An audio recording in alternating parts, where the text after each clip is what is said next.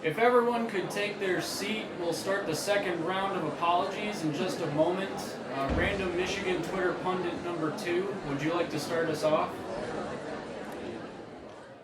Hi, my name is Random Michigan Pundit. Just a mother freaking second! I'm sorry, what?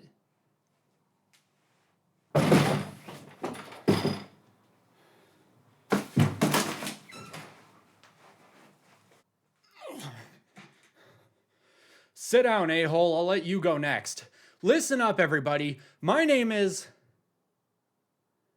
Well, anyway, I just want to say I take back all of it. I take back everything I said about Sherrone Moore. I take back the apology. I take back the whole defending him thing that I did. And I take back saying he wasn't a DIE hire. I poured my heart out to you people last week. And what do I get? I get Bryce Underwood fumbling the ball out of the back of the end zone like a 10-year-old playing smear the beer. We paid him $12 million. And for what? To watch him almost complete a pass? Well, almost only counts in horseshoes and grenade hands, Jack. And if you're not careful, the grenade will, explode and blow your head off. Get off the stage. You shut your stupid face. I have a very important point to make.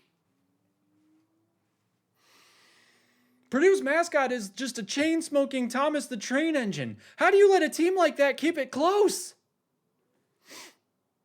I want to believe again, I want to believe.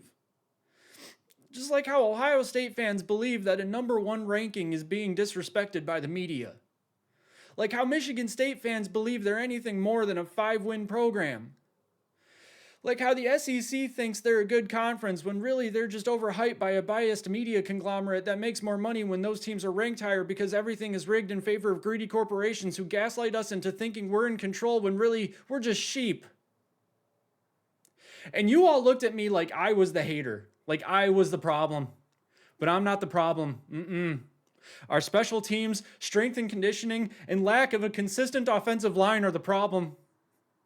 And Sherrone Moore? Well, hear me this now, you. Sherrone Moore can take an NFL-sized regulation football and shove it up his... Touchdown, Wolverine!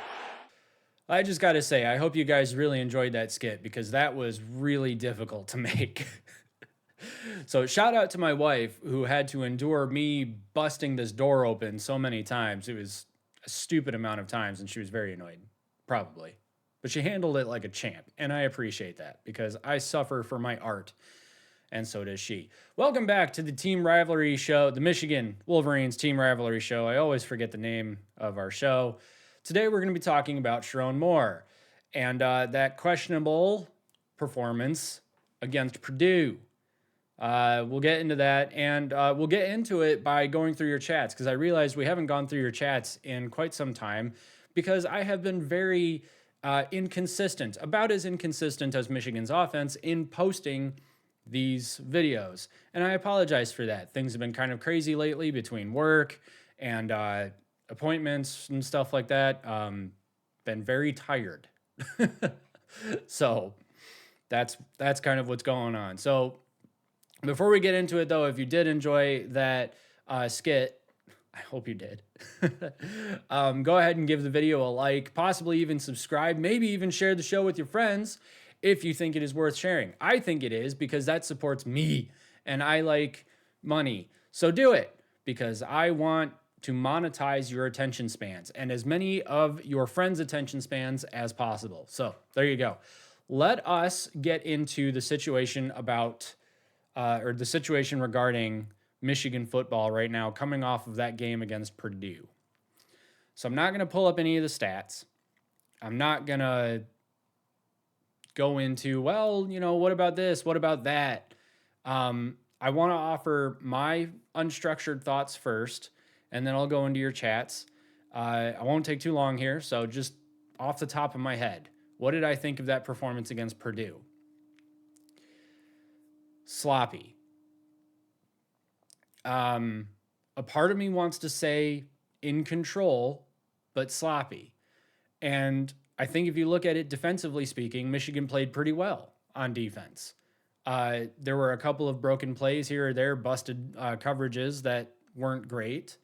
But for the most part, I think Michigan's defense played some solid bend, don't break defense. Do you want to see bend, don't break against Purdue, a 2-win team? No, you don't. You want to see bend, don't break against Ohio State. So what I saw on defense against Purdue does not give me any sort of confidence going into, the last stretch of games here with Ohio State on deck.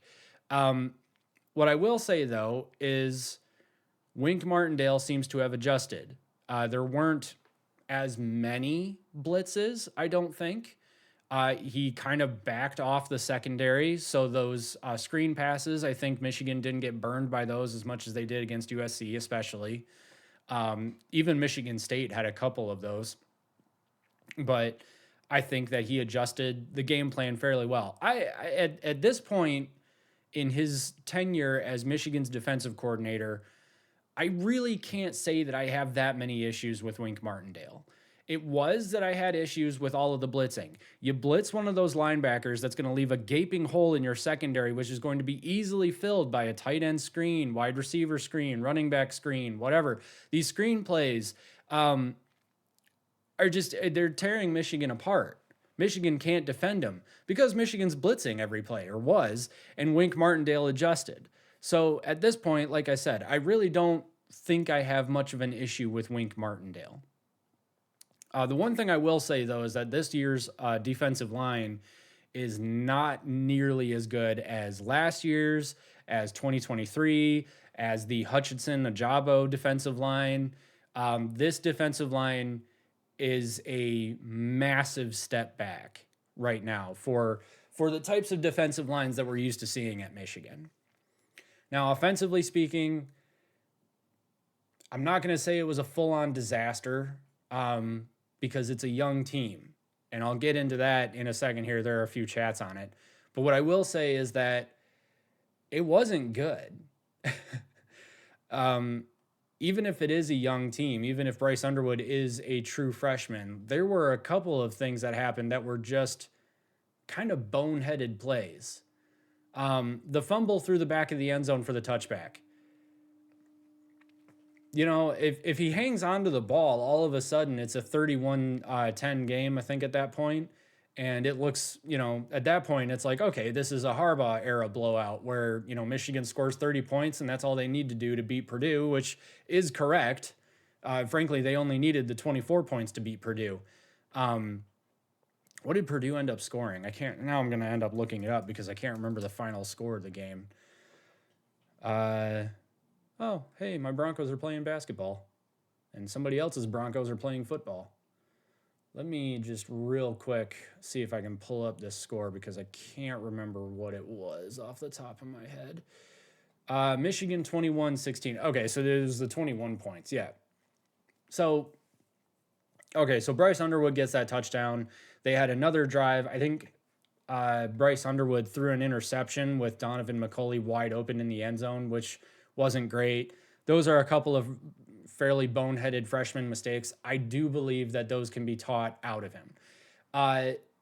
Bryce Underwood wasn't seeing the field very well. He was panicking. He was ditching the pocket when he didn't need to. It is very apparent that he does not trust his protection. And I get it. His protection is fairly inconsistent from play to play, so I do understand that.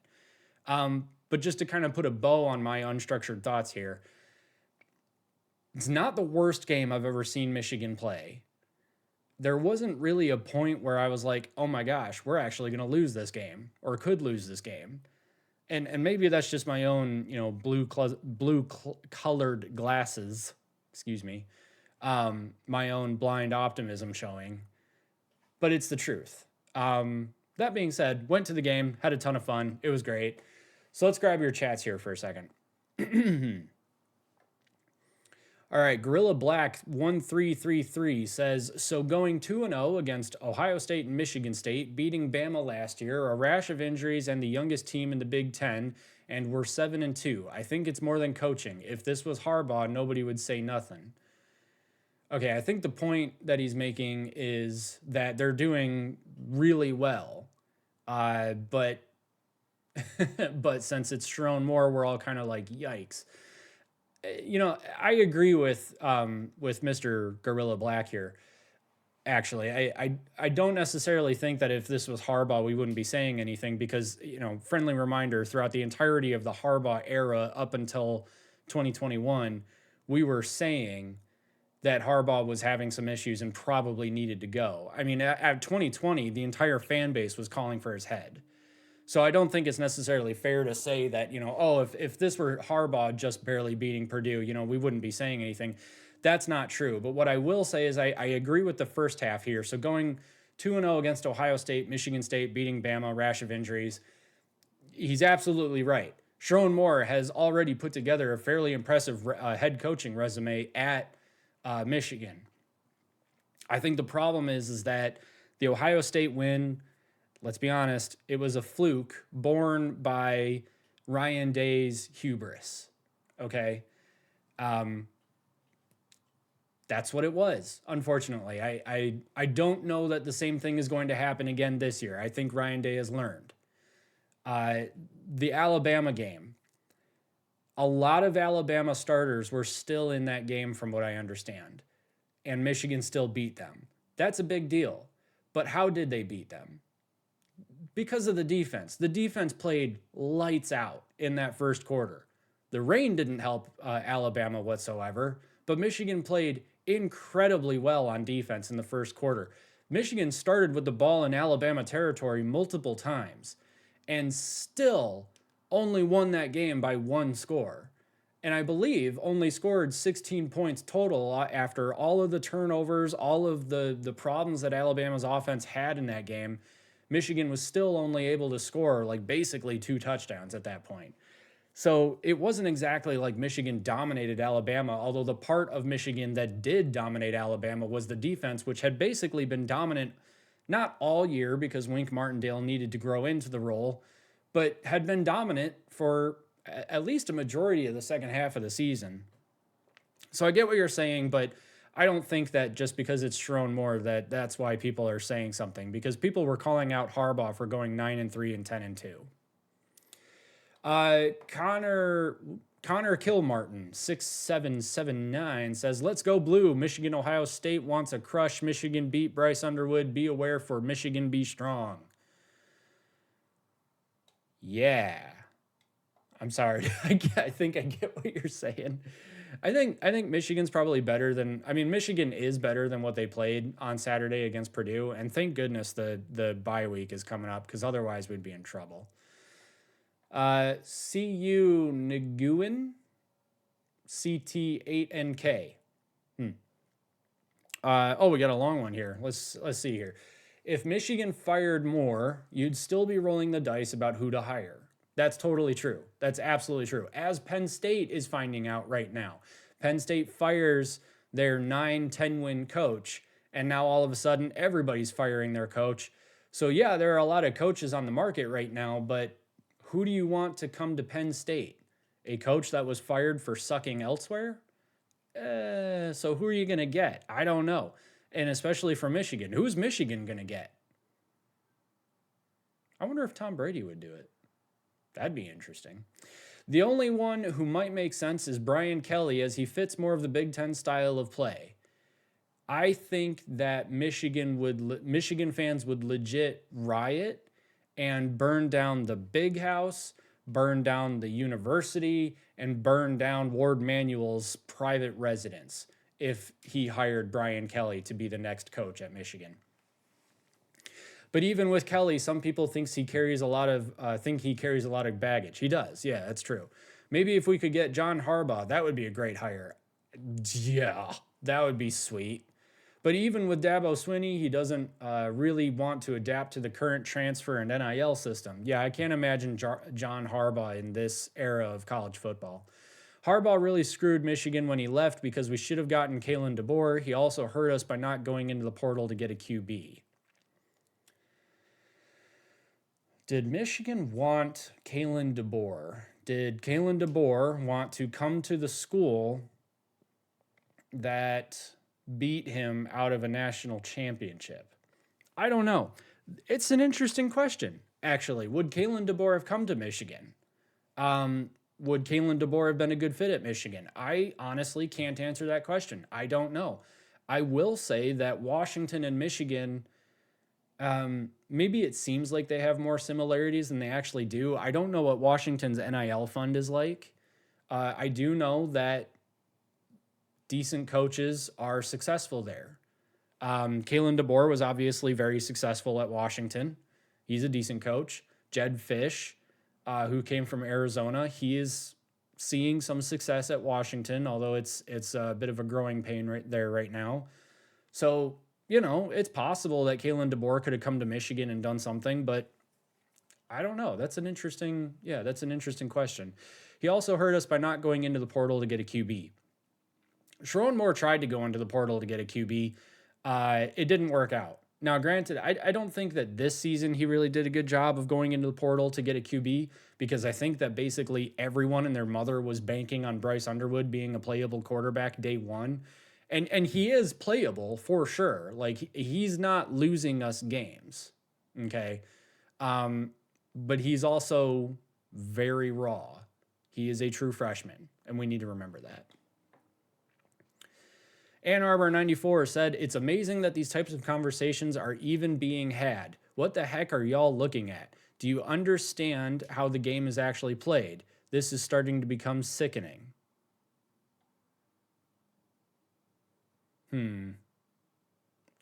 Greg's Colpholm 254 says, "Might want to look up the meaning of the phrase dime a dozen. It's the exact opposite of how it is used here."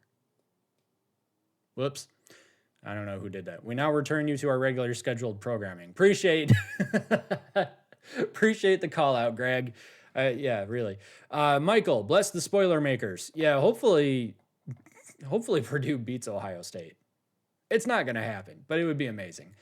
Mike Pfeiffer, I'm not going to read the numbers. Michigan is recruiting at its highest clip maybe ever. Michigan's improving for the long term. Sherrone will have a better record this year than last year. Fans need to give him 2 more years to see how the evolution of this team turns out. I agree. I do agree. Here's the thing. I think that 9-3 is absolutely... I actually think that 9-3 is likely, which is kind of a big deal considering the team is basically 50% true freshman right now, or redshirt sophomore. Would that make them a junior, actually? I don't know. The team is extremely young, and to have the record that they do is a big deal. And you can't deny that there has been clear improvement year over year in Michigan's offense. The problem is that coming into next year, they need to take a massive step coming into their sophomore season, which generally speaking, at least from the quarterback position, you see the biggest jump in their performance year over year from freshman to sophomore. And that's really good news, because Michigan's schedule next year is not great from what I understand. It's a fairly difficult schedule. Now, things can change. We thought this schedule was going to be super easy, and it's actually turned out to be a little bit more difficult. I mean, USC is actually pretty good. Oklahoma is actually pretty good. Washington's pretty good. Michigan still beat them. Purdue sucks. Michigan barely beat them. Michigan State, we thought was going to be a bowl team this year. No. So, anything can happen. But yes, I don't think that you fire Sherrone Moore right now, because year over year, the record is better. He still has not lost to Michigan State. I'll just put that out there. He hasn't lost to Ohio State either, actually. That might change this year. But recruiting he is recruiting at an elite level right now. So it could also just be a matter of needing to get the right coaches into place while he does this too. Chrome Catfish Charters says, "Real question is why people are dropping the ball. Moore isn't coaching them to do that. If we didn't lead the nation in drops, where would we be? Answer, playoffs." Even though they're dropping the ball, we are still in the hunt for a playoff spot. If we lose to Ohio State, that's likely not going to happen. But we are technically still in the playoff hunt right now. I couldn't tell you why they're dropping the ball, other than I think Bryce Underwood sometimes puts a little too much zip on the ball, because I think so. I think Bryce Underwood is putting a lot of Michigan on his shoulders, a lot of the expectations on his shoulders. I mean, think about it. Everybody said while he was coming into Michigan that, oh, Bryce Underwood is the second coming of Chad Henne. Chad Henne had a really good freshman season. Well, it would have been great if that happened. But now all of a sudden, Bryce Underwood is playing like he knows that we're all expecting him to be great. And, unfortunately, he said what he said at the beginning of the season. They haven't seen a freshman like me. Well, you're just putting that pressure on yourself as well. And, maybe just say, I'm excited to get out there. I don't know. What else is he going to say? But the fact is that I think that there's a lot of pressure on his shoulders right now. And that's causing him to do some things that maybe he shouldn't or wouldn't otherwise be doing. For instance, trying too hard and putting too much zip on the ball, trying to put the ball in places where he really shouldn't be, running when he should be throwing when he should be running. He's making bad decisions because of it. Joe Blue says 2 Buckeye guys are too many. Other than that, good pod, fellas. Appreciate you, Joe. Dan Schwartz says time will tell. I agree. I think that Sherrone Moore deserves at least 1 more year, probably 2.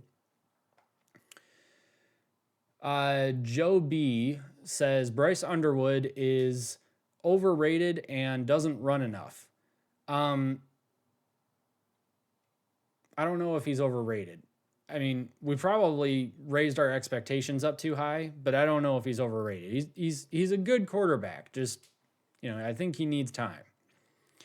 All right, let's see what else we got here. I think I want to grab a couple more about Sherrone Moore. Ronald Knight just says, nope. Is Sherrone Moore the right coach for Michigan? Nope. All right. Thank you for your input, Ronald. Chuck Speakman says, hilarious. This clown wouldn't be a good coach in the MAC. No, he'd be a good coach in the MAC. I think PJ Fleck went 12-0 with a MAC championship at Western Michigan. And now he's like fighting to make a bowl game every year at Minnesota. That's not true. He's making bowl games, but not playing or not doing incredibly well at Minnesota. So he's like a mid-tier coach in the Big Ten. I think Sherrone Moore is better than that.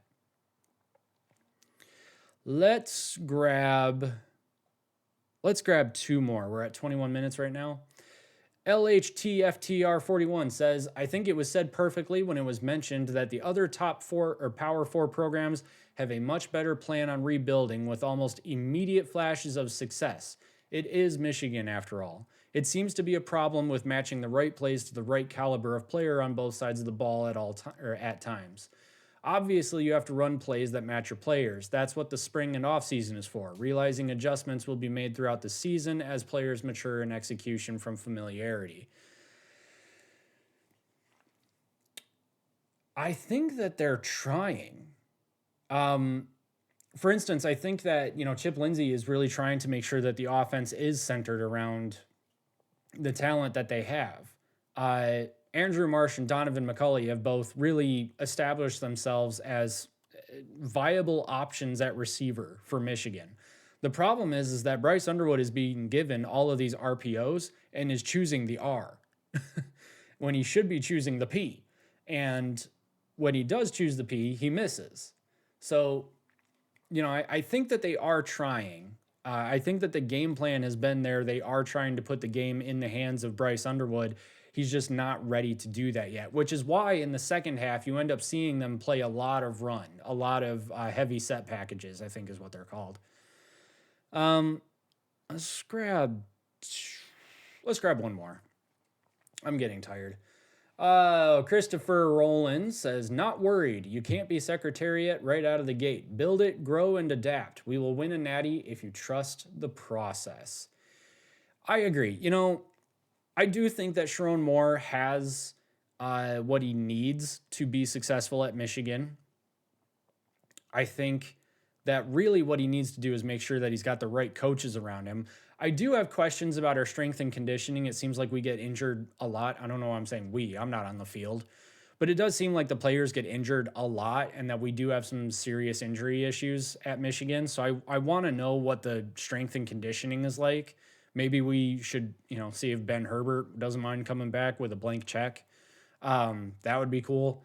But other than that, I think as long as Michigan's got the right coaches in place and Sherrone Moore doesn't panic, then if he keeps recruiting at the level that he's recruiting at, and they can get somebody in there who is developing quarterbacks properly, which maybe they do. We just haven't seen the development with Bryce Underwood yet because he's a true freshman.